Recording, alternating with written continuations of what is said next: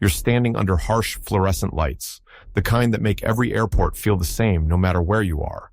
The line inches forward, wheels scrape against tile. Your carry-on feels heavier than it did at home.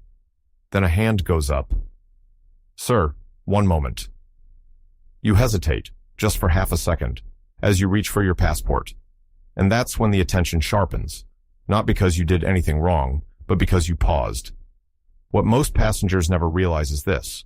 Airports aren't just enforcing rules anymore. They're watching for reactions. And some of the most expensive mistakes happen before you even know a rule exists.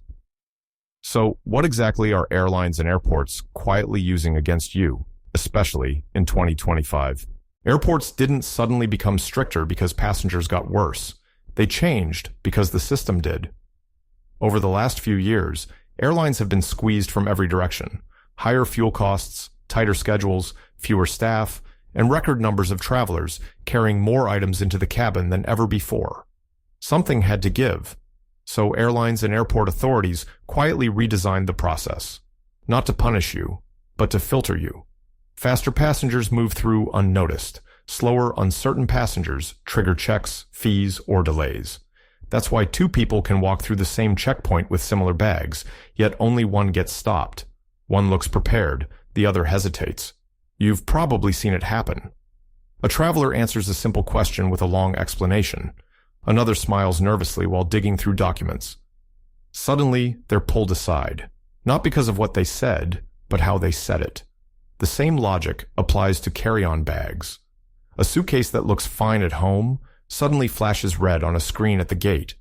1 inch too wide, 1 kilogram too heavy. And now the rules change, instantly, right in front of you. This isn't random, it's designed. When an airport officer or immigration agent asks you a question, it often sounds harmless. How long will you stay? Where are you coming from? Most passengers think the answer is what matters. It isn't. What they're really watching is the space between your movements. The half-second pause before you hand over your passport. The way your eyes drift upward while you think. The unnecessary details that spill out when a simple answer would have been enough. You say, "Well, I was planning to stay about 10 days, but maybe longer if my cousin..." That's when the tone shifts. Not because 10 days is suspicious, but because your answer no longer matches the profile already on their screen. They already know your return date. They already know your booking history. The question isn't for information. It's for confirmation. A short answer like 10 days, vacation, passes unnoticed. A long explanation creates friction. At airports in 2025, hesitation is no longer neutral. It's a signal. For years, passengers learned a simple trick. If your carry-on looks small enough, it usually gets through. In 2025, that assumption quietly expired. Airlines now measure carry-on bags differently and far more precisely. The standard size, 22 by 14 by 9 inches, now includes wheels and handles, not just the fabric shell. That alone disqualifies a shocking number of older suitcases. At many airports, your bag isn't judged by a person anymore. It's scanned. Sensors detect dimensions automatically, and if your bag exceeds the limit, even by a single inch, the screen flashes red. There's no debate, no flexibility. That's when the rule changes mid-journey. Your carry-on becomes a checked bag. The fee appears instantly. $35, $50, sometimes more than $100 depending on the route and timing. Weight limits tightened too. 8 to 10 kilograms is now strictly enforced on many flights. Electronics must power on. Smart bags must have removable batteries. Power banks over 100 watt-hours require approval, or they're confiscated. Most passengers don't realize they're breaking these rules until it's too late, and by then, the system has already decided. Here's the part most passengers never hear out loud. Some airport fees don't exist until you activate them. At the gate, you might see a metal frame labeled carry-on size check. It looks optional, friendly even. But the moment you place your bag inside, you've volunteered for enforcement. If it doesn't slide in perfectly, the decision is final. What many travelers don't realize is that gate agents are under pressure to reduce cabin congestion. Every oversized bag slows boarding. Every delay costs the airline money. That's why enforcement suddenly feels strict, and why fees appear so fast. In some cases, agents are rewarded for compliance metrics. Not because they want to punish you, but because the system measures performance by how efficiently problems are removed from the boarding line. There's another quiet system at work too. Automated programs now predict missed connections and late arrivals. If you're flagged as unlikely to make it, your seat can be reassigned before your name is called.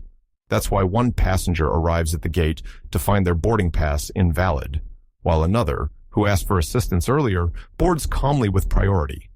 The difference isn't luck. It's timing, awareness, and knowing which questions to ask. Picture two passengers walking toward the same gate.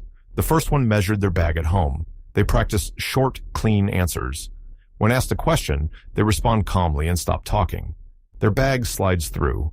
Their boarding pass scans green. No drama. The second passenger isn't careless, just unaware. Their suitcase is barely wider than the limit. They decide to check it in the metal frame, just to be safe. It doesn't fit. The fee appears. Stress spikes. Boarding continues without them. Now the consequences compound. They miss the overhead space. Their seat assignment changes. A tight connection becomes impossible. Suddenly, they're negotiating rebooking instead of sitting on the plane. For families, this creates tension. For older travelers, it creates panic. For frequent flyers, it destroys trust. What makes it worse is the confusion. Most passengers leave thinking they made a mistake, when in reality, they walked into a system designed to reward preparation and penalize hesitation. At modern airports, ignorance isn't neutral, it's expensive. The good news is this: you don't need special status, insider connections, or luck to avoid these traps. You need preparation and the confidence to ask the right questions. Start with the basics. Measure your carry-on at home, including wheels and handles. Use a small luggage scale. $10 can save you $100 at the gate. If your bag is borderline, don't test it publicly. Once you place it in the frame, the system locks in the outcome. Prepare your answers too. 2 or 3 short responses are enough. Where are you going? How long will you stay? Keep it clean. Stop talking once the question is answered. For older travelers, this matters even more. Airports quietly offer assistance that isn't advertised. Asking, "Do you have support for senior passengers?" can mean early boarding, an electric cart, or extra time without pressure. Looking ahead, enforcement will only become more automated. Machines don't negotiate. Screens don't feel sympathy. The passengers who move smoothly through airports in the future won't be the strongest or the youngest. They'll be the most prepared. Airports aren't out to get you, but they are designed to test you. The difference between paying extra and passing through quietly isn't luck. It's awareness. When you understand how the system works, you stop being a target and start moving ahead of the rules. If this helped you, share it with someone who always gets stopped at the gate. Leave a comment with your experience, and subscribe to Quiet Travel Rules, because the next rule they change probably won't be announced either.